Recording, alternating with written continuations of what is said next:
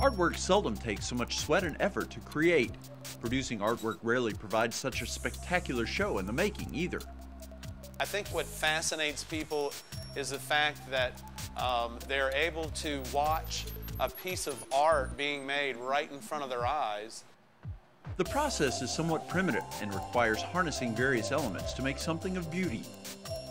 Knowing that if just one slight mistake, you could get hurt really bad, and that's part of the intrigue of it, I think.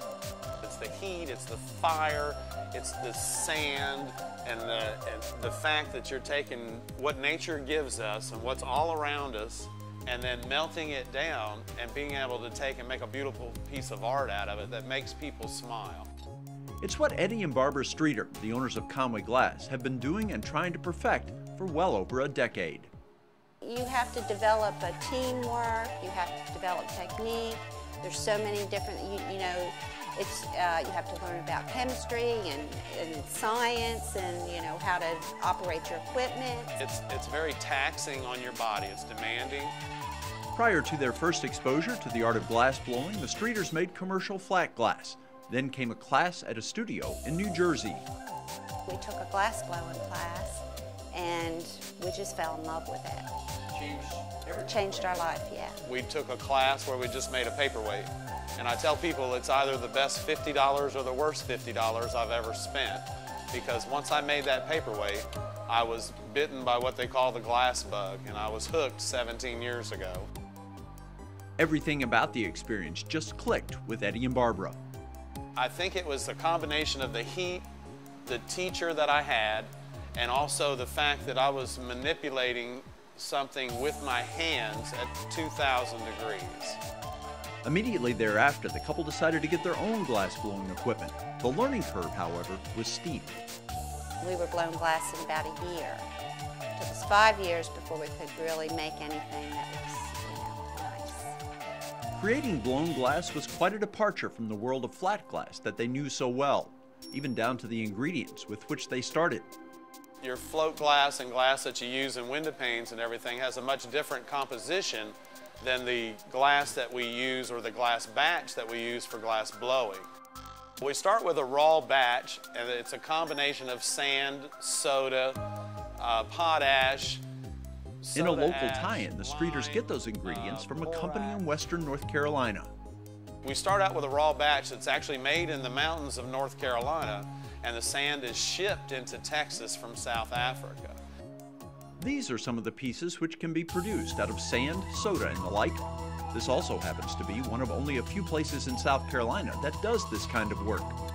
There are probably maybe 3 or 4 glass blowing studios. It's a boon to the Streeters that their studio is a rarity, but there are so few glass blowers for a reason. It's very costly. And there aren't any schools in South Carolina that teach glass blowing. It might be difficult to get started, but this profession appears to be very rewarding. It's a wonderful occupation, and it's a great way to express yourself. One of the Streeters' biggest rewards came late in 2010 when one of their Christmas ornaments was chosen to be placed on the White House Christmas tree. We had the honor of making a Christmas ornament for the White House last year, and since everyone found out about that, our ornaments are very, very popular. That was probably the pinnacle of our glass blowing career till now. To represent South Carolina, decorators wanted an ornament with a tourism-related look. We thought of this ocean-themed bowl we used to do and then just created it into an ornament, and we sent it to the designer and he loved it, and that's how we got it. It happened in about 5 days. We struggled with the design of it for 3 days, and then we worked and made about 7 or 8 ornaments, and we said, well, we'll pick the best one, and we had one that just turned out perfect. The Streeters expect to sell a couple hundred replicas of the White House ornament leading up to this holiday season. Even if they never had such a high-profile piece in their portfolio, Eddie and Barbara have found happiness in glass blowing. I'm one of the few people that actually get to do what they enjoy to make my living, and I'm very grateful for that. It doesn't yet pay all of the bills, but the money from the sales of the finished products is enough to keep the furnace hot and the glass molten. We'd like to make a profit along the way so we can stay in business and keep blowing glass. From all indications, too, the Streeters' best work is still ahead of them. They say it takes 20 years to become proficient at it, so I'm really looking forward to the next 4 years.